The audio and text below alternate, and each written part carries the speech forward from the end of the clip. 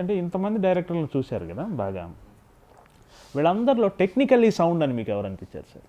గురువుగారు దాసనారాయణ గారు. ఓకే, బాగా technically sound. Technically sound. Okay ఒక ట్రాలీ వేస్తే ట్రాలీకి ఒక పర్పస్ ఉంటుంది. ఓకే.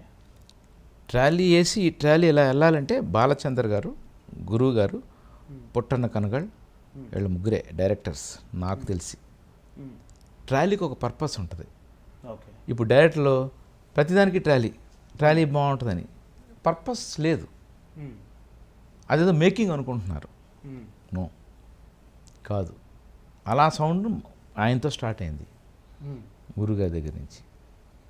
టెక్నికల్గా మళ్ళా వినయ్, వంశీపైడిపల్లి, వాళ్ళు టెక్నికల్లీ సౌండ్ వీళ్ళు వాడుకుంటారు. వీళ్ళందరిలోనూ ఫస్ట్ నన్ను కెమెరామెన్ చేసినాడు ఇంకోటి ఉన్నాడు, భరత్ నందన్. వాడు టాప్ టెక్నికల్లీ సౌండ్ కాకపోయినా టెక్నికల్గా ఎక్కువ తెలిసినట్టు మాట్లాడి బిల్డప్ ఇచ్చేవాళ్ళు కూడా తగులుతారు ఉంటారు కదా. అవి ఎలా ట్రీట్ చేస్తారు? ఇదే ఇప్పుడు ఇలాగే ఉంటుంది. ఓకే, ఇలాగే ఉంటుంది. బట్ లక్కీగా ఏంటంటే నా డైరెక్టర్స్ అందరూ కూడా, నేను పనిచేసిన డైరెక్టర్స్ అందరూ కూడా నాకు వదిలేస్తారు.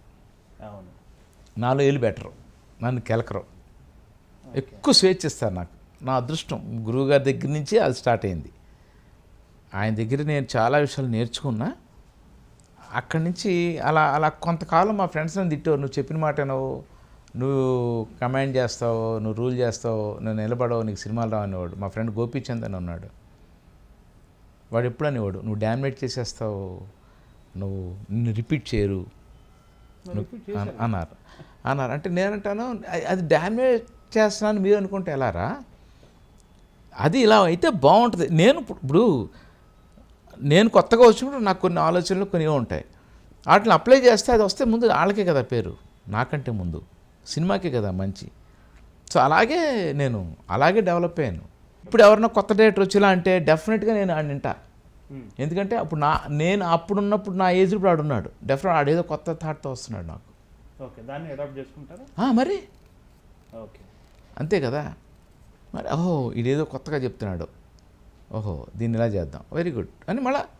ఫర్ ఎగ్జాంపుల్ వెంకటాద్రి ఎక్స్ప్రెస్, ఒక కొత్త కుర్రాడు వచ్చాడు, కథ చెప్పాడు, ఎలా ఉండాలనుకుంటున్నావు అన్న. సార్ మా నాన్న మేర్లపాక మురళి వాళ్ళ ఫాదర్ రైటర్, మా కంపెనీలో కూడా ఆయన పనిచేశారు. మా నాన్న ఈ సినిమా చెప్తే ఇదేదో చీకటిగా ఉంటుంది కదరా, ఇలాంటి సినిమా ఎందుకురా మొదట నీకు అన్నారు, ఏదో ఒక హర్రర్ ఫిల్ము అలా ఉంది అన్నాడు. నువ్వెలా ఫీల్ అవుతున్నావు అన్న. ఇదంతా comedy sir, night total cinema ఎక్కువ నైట్ జరుగుద్ది, బట్ కామెడీ ఉండాలి అన్నాడు. ఓకే అలాగే చేద్దాం అని డిస్కరేజ్ చేసేలా, ఇది డే ఎఫెక్ట్ షిఫ్ట్ చేసుకోవచ్చు కదా అనొచ్చు కదా, మార్నింగ్ పెట్టుకోవచ్చు కదా. తన కొత్తగా వచ్చాడు, వేరే ఎవరినైతే ముందు భయపడతారు, తన మాటకు నేను ఇది నైటే జరగాలి సార్ అన్నాడు. ఓకే అని దాన్ని నైటే చేసి, ఎవరు అసలు ఆ క్వశ్చన్ అడగల మమ్మల్ని, దేని సినిమా అంతా చీకటిగా ఉందని, కానీ అసలు ఎవరు ఏం క్వశ్చన్ అడగల. సక్సెస్ అయిపోయింది, ఆడికి స్క్రీన్ ప్లే ఇప్పుడు మళ్ళీ నంది అవార్డు కూడా వచ్చింది. సో ఇలా ఉంటుంది, మనం యంగ్ జనరేషన్కి ఇలా చేయాలి. ఒక సీన్ అనుకున్నాక లేదా రాసినాక ఆ సీన్ మీకు ఇచ్చి, సార్ దీన్ని ఒక వైట్ షాట్ పెట్టి దీన్ని ఇక్కడ క్లోజ్ కట్ చేసి దీన్ని ఇక్కడ క్లోజ్ కట్ చేసి ఇలా సంథింగ్ చెప్పడం ఒక పద్ధతి, సీనే మీకు ఇవ్వటం ఒక పద్ధతి. షార్ట్ డివిజన్లో ఇప్పుడు కొన్ని షార్ట్ డివిజన్ చేసేటప్పుడు డైరెక్టర్ కొన్ని అనవసరమైన షాట్లు కూడా డివిజన్ చేయొచ్చు. అన్ని షాట్ల కంటే అనవసరం, ఇంతకంటే అనవసరం అని కొన్నిసార్లు కెమెరామెన్కి అనిపించవచ్చు. అట్లాంటి ఘర్షణ ఉంటాయి సార్? అంటే ఐఎమ్ ఆస్కింగ్ మోర్ టెక్నికల్, ఎందుకంటే మీరు ఉంటాయి అవి నేను చెప్తాను. ఇంకొకసారి ఏం చేస్తానంటే, ఆ డైరెక్టర్ మంచి సౌండ్ ఎక్కడో ఇలాంటి చిన్న మిస్టేక్ అవుతుంటే ఏం చేస్తానంటే, ఇది తీస్తాను అది తీస్తాను,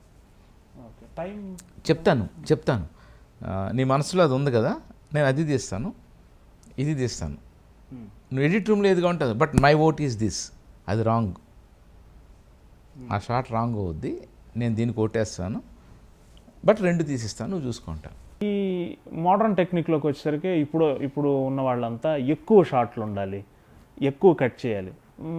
ఒక 20 ఏళ్ల క్రితం ఉన్న వాళ్ళేమో సో కొంచెం ప్లెజెంట్గా ఇలా, దాంట్లో నుంచి దీంట్లోకి మెర్జ్ అవుతూ వచ్చారు కదా మీరు. అంటే మీరు 2 జనరేషన్లు చూసుకుంటూ వస్తున్నారు కదా, ఇదేలా ఉంది? Wrong okay. మోడర్న్ డైరెక్టర్స్ చాలామంది మిస్టేక్ చేస్తున్నారు. ఎందుకు చేస్తున్నారంటే డిజిటల్ అప్పుడు ఫిల్మ్ అనేసరికి మొత్తం అకౌంట్లన్నీ వెళ్తూ ఉంటే క్వశ్చన్ చేసేదానికి ప్రొడ్యూసర్స్ వీళ్ళందరూ ఉండేవారు. డిజిటల్ అనేసరికి ఫిల్మ్ లేదు, ఎంతైనా పర్వాలేదు, రాంగ్ దాంట్లోకి వెళ్ళిపోయారు అందరూ.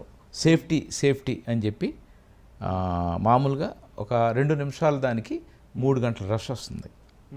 2 minutes అవుట్పుట్కి 3 hours రష్ వస్తుంది.